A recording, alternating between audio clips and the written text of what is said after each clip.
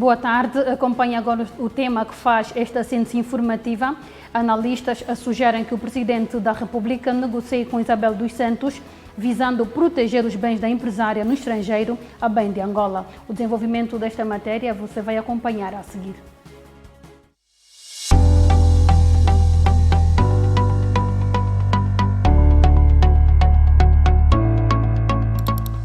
Ao vivo em 3, 2, 1. Sejam todos bem-vindos ao nosso especial entrevista. Produção de conteúdo digital, filmes comerciais, documentários, reportagens, cobertura de eventos e transmissão ao vivo. Temos estúdio e equipamento moderno. Planalto Digital Studio.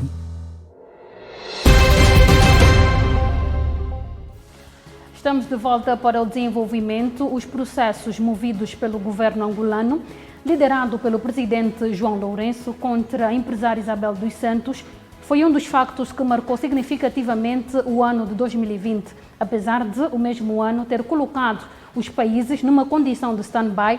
Foi um ano produtor de factos dignos de realce, quer em Angola, quer no mundo todo. Alguns destes factos serão destaque aqui na Camunda News nos próximos dias, antes do final de dezembro. Por ora, concentramos-nos aos factos que tiveram a engenheira Isabel dos Santos no centro das atenções ao longo dos 12 meses deste ano. Importa referir que o calvário da primogênita do antigo presidente angolano, José Eduardo dos Santos, iniciou ainda em 2019, mas foi no primeiro dia de janeiro deste ano que os angolanos foram surpreendidos com a informação de que a Procuradoria-Geral da República arrestou todos os ativos relevantes de Isabel dos Santos em Angola. A entidade jurídica que defende os interesses do Estado angolano justificou a medida com o facto de a empresária fazer resistência em pagar a dívida que tem com a Sonangol, além de ter havido indícios de que a mesma estava a preparar-se para vender as suas ações de modo a prejudicar o Estado. Apesar de a dívida inicialmente reclamada pela Sonangol ter sido na ordem dos 1,1 mil milhões de dólares, as participações e contas bancárias de Isabel dos Santos arrestadas totalizaram-se naquele período em pouco mais de 2,7 mil milhões de euros, segundo a engenheira Isabel dos Santos. Entretanto, meses depois, a dívida de Isabel dos Santos, reclamada pelo Estado angolano, subiu de 1,1 mil milhões de dólares para pouco mais de 5 mil milhões de dólares. Até o momento, o Estado não foi capaz de objetivamente esclarecer como a referida dívida ascendeu para este montante. Já despida de qualquer ativo significativo em Angola, Isabel dos Santos foi ainda confrontada com a exposição de documentos comprometedores para a sua imagem enquanto gestora, bem como para a imagem de sua família. O vazamento desses documentos, ao qual o consórcio de jornalistas internacionais atribuiu o nome de Luanda Leaks, foi alegadamente protagonizado pelo engenheiro informático português, queria dizer Rui Pinto, de 32 anos de idade. Um dos documentos, segundo o consórcio internacional de jornalistas, atestava que Isabel dos Santos, enquanto PCA da Sonangol, havia desviado cerca de 115 milhões de dólares da petrolífera estatal sob o alegado pretexto de ter pago serviços de assessoria prestados a Sonangol. Para o governo angolano, a referida fatura paga pela Sonangol foram de serviços nunca prestados. Depois de Angola, Portugal também realizou arrestos a bens de Isabel dos Santos em solo luso, a pedido de Luanda. Neste âmbito, as participações de pouco mais de 70% de Isabel dos Santos na EFASEC foram nacionalizadas pelo governo português. Além da nacionalização deste importante ativo, até novembro deste ano, os arrestos da empresária angolana em Portugal foram alargados em 5 mil milhões de euros a pedido do Tribunal Supremo angolano. De acordo com o juiz português Carlos Alexandre, Luanda pretendia que os arrestos contra Isabel dos Santos fossem superiores a estes 5 mil milhões. Face a todo este imbróglio judicial, a sua volta a Isabel dos Santos, diferente de outros empresários angolanos que também têm sofrido arrestos, insiste ser inocente das acusações que pesam sobre si. E por via de seus advogados, reclama junto dos tribunais a restituição de seus ativos, quer em Luanda, quer em Lisboa. Por exemplo, a 29 de julho deste ano, a empresária acusou a Procuradoria-Geral da República de Angola de ter falsificado documentos para, junto do Tribunal de Luanda, fazer vingar a sua pretensão de arrestar os seus bens. Entre outras, em sua página oficial do Facebook, sublinhou tratar-se de um julgamento político alimentado, segundo disse, por um ciclo de mentiras e falsidades. A juíza da causa, Erizilda de Nascimento, de acordo com Isabel dos Santos, teve conhecimento que as provas apresentadas pela PGR eram forjadas e, inclusive, teceu estas considerações no seu despacho, pelo que, ao recorrer à manipulação dos prazos judiciais, evitou que estas provas falsas fossem expostas, destacou a filha do ex-presidente angolano. Para muitos angolanos, os processos movidos pela PGR contra Isabel dos Santos podem colocar em causa alguns postos de trabalho, dado a complexidade dos referidos processos, o que faz com que os tribunais levem anos para decidirem sobre matérias dessas naturezas. Em face disso, alguns analistas apelam ao governo angolano para que negocie com Isabel dos Santos, visando proteger não só os empregos de nacionais, mas também ativos em nome de Isabel dos Santos no exterior, a bem de Angola.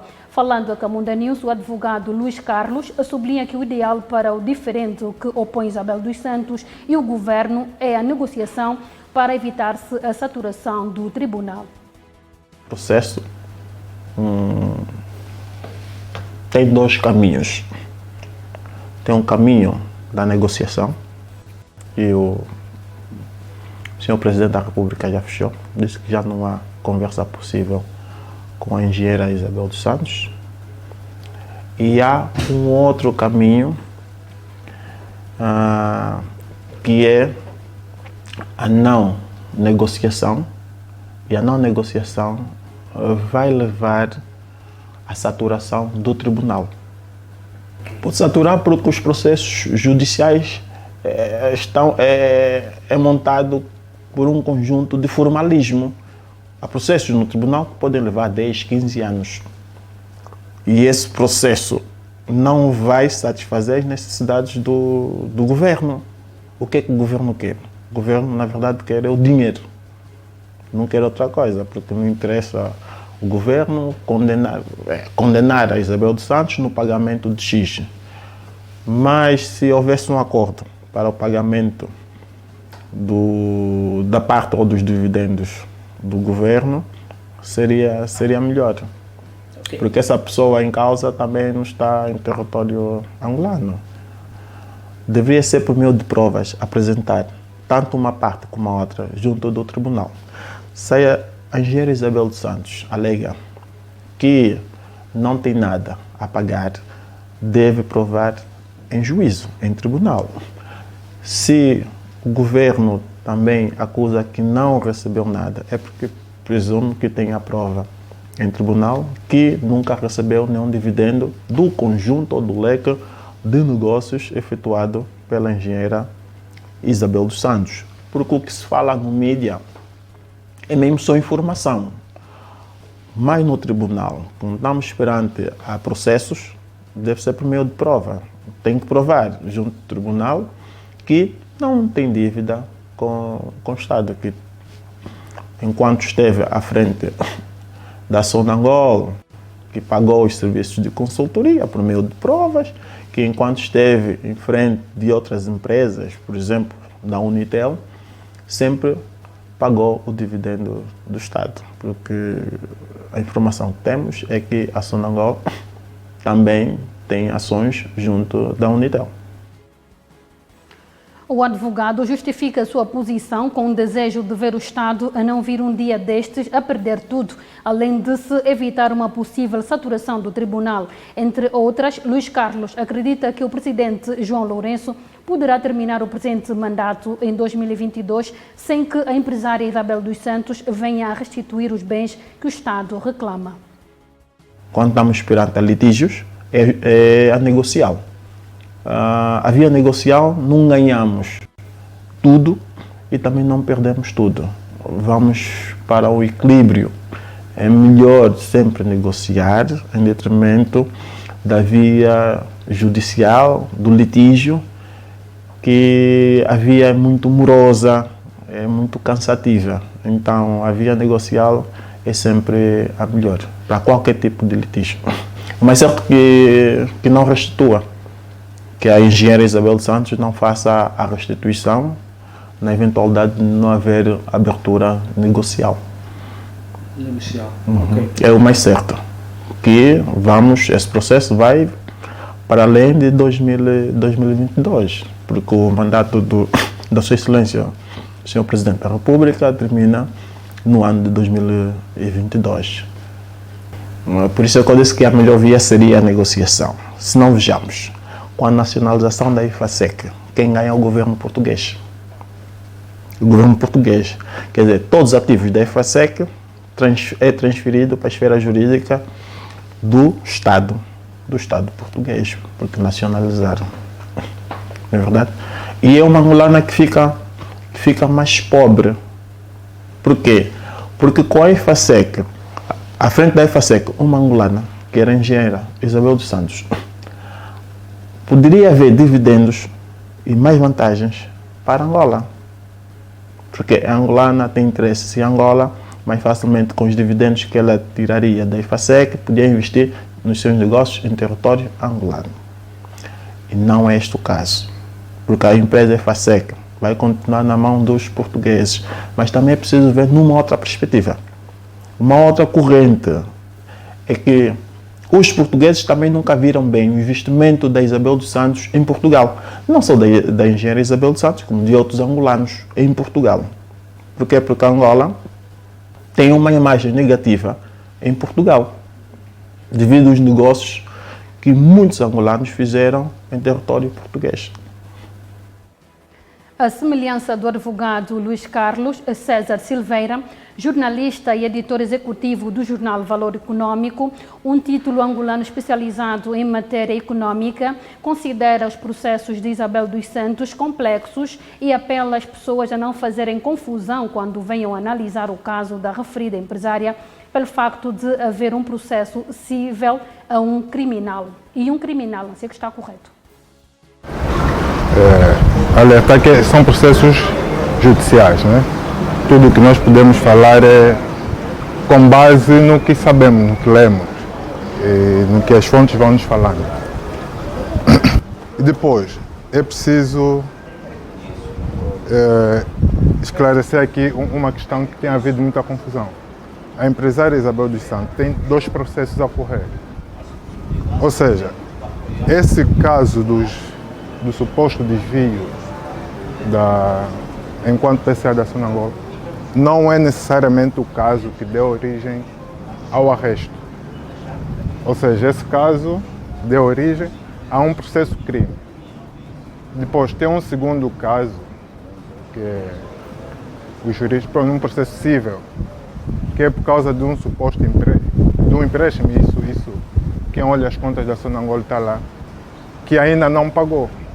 Ou seja, esse caso da Sonangol, do financiamento, feito ainda antes de ser PCA da Sonangol, e negócios envolvendo parceria com a Indiama, é que deram origem ao arresto. Em relação ao dinheiro, se pagou, se não pagou, eu acho que isso é um processo que vai depender muito do desfecho. É verdade que a empresária foi acusada, né? A acusação começou ainda com o PCA que ele substituiu, depois isso evoluiu para um processo crime. No entanto, Isabel dos Santos sempre defendeu-se. E, aliás, e muito recentemente, a imprensa portuguesa, né, citando documentos ou faturas, dá conta que, de facto, ela usou esse dinheiro para pagar serviços. Agora, onde é que está a verdade? Isso só depois a justiça poderá determinar. Estou a falar em relação à suposta transferência ilegal dos 135 milhões de dólares. Agora, em relação ao arresto, minha opinião, eu acho que houve aqui alguma precipitação. E digo precipitação porque também me baseando no esforço que Isabel dos Santos vai fazendo para defender o seu bom nome, tem todo o direito de o fazer. Ela conseguiu, pelo menos fez correr essa informação e as autoridades nunca desmentiram, que as autoridades ou a PGR terá usado documentos falsos para solicitar o arresto. Ou seja, o arresto só aconteceu porque supostamente notou-se que ela estava a movimentar-se para vender o que tinha em Angola. Mas a empresária depois veio com provas, né? Provas não, pelo menos mostrou passaporte falso que terá sido usado para mostrar que ela estava a preparar a fuga, mostrou indícios de falsas reuniões com pessoas que ela supostamente estava a vender a sua participação na Unitel. E são esses supostos movimentos que a PGR alegou para justificar o arresto, ou seja, ela deve, não está a pagar, e notamos aqui movimentos no sentido de desfazer-se das coisas e fugir. No entanto, Isabel dos Santos insiste, né, e veio mostrar alguns indícios de que essa decisão da PGR terá resultado, ou pelo menos a PGR terá usado documentos falsos e outras artimanhas para justificar o arresto. Portanto, aqui tudo isso parece-nos que leva-nos a acreditar que é um processo que ainda levará algum tempo, né, para vermos aonde é que está de facto a verdade. Pena é que essa decisão do arresto pode, embora o governo diga que não, pode afetar algumas das empresas de Isabel dos Santos e com isso afetar também empregos, né? Isso é que é a pena no meio de tudo isso. Entretanto, César Silveira sugere ao governo para que negocie com Isabel dos Santos, pelo menos em relação ao processo civil. É assim, olhando para os dois processos, e isso é que nós às vezes não fazemos. Nós, na generalidade, as pessoas quando falam só de um caso. E eu, quando estou a falar dos casos, né, normalmente prefiro dividir. No caso do processo crime, que é o suposto desvio dos 135 milhões, é normal que se acuse até Isabel dos Santos provar que de facto não fez esse desvio. E agora que vê essa notícia, não sei como é que as autoridades, não sei até que ponto, eu não tive acesso aos documentos, não sei até que ponto eles são verídicos ou poderá ser admitido depois em sede do tribunal. Né? Aí é mais difícil negociar, porque é um processo crime.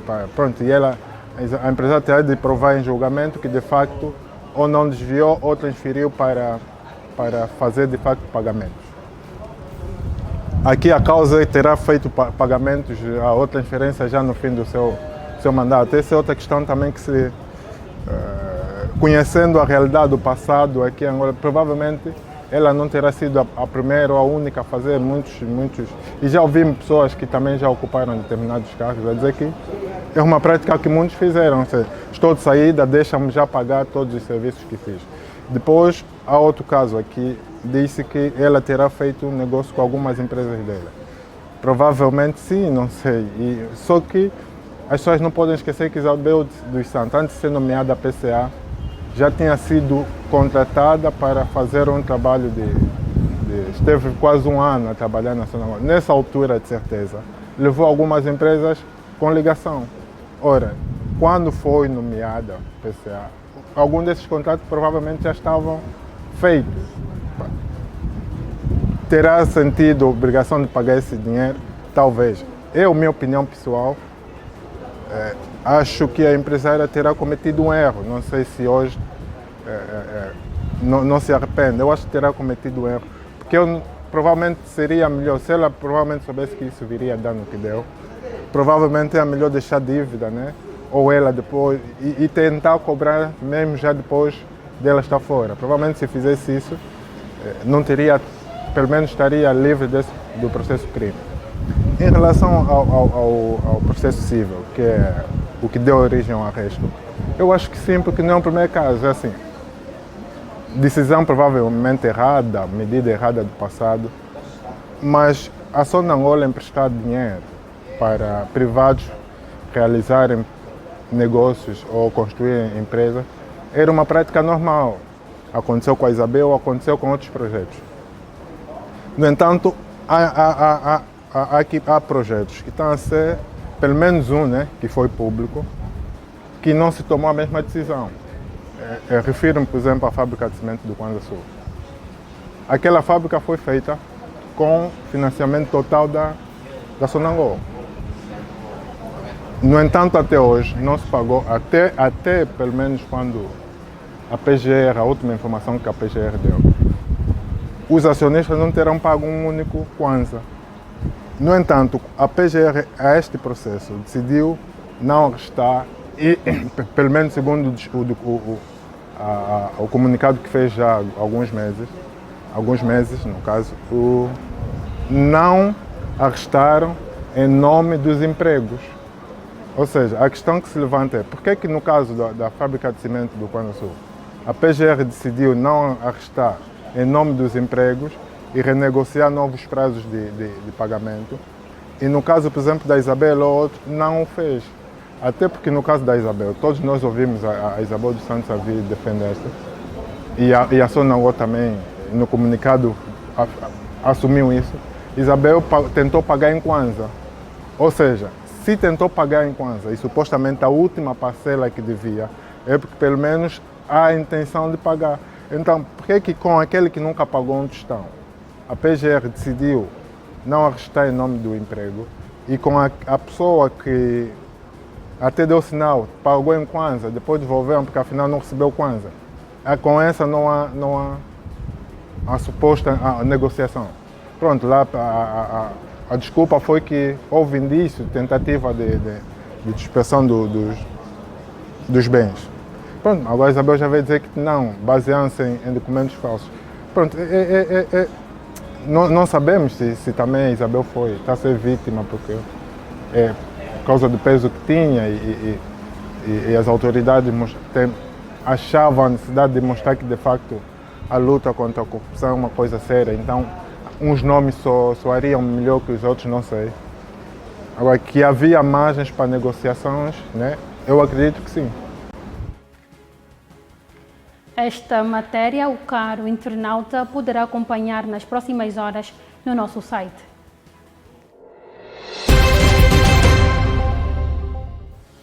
Foi então o nosso momento informativo. Aproveitar a oportunidade de desejar a todos os nossos internautas um Feliz Natal em companhia da família e passem bem, que tenham um Natal feliz e com mesas fartas, né, posso assim dizer. Muito obrigada pelo carinho da sua audiência. Nós voltamos, claro, para mantê-lo informado. Um grande abraço.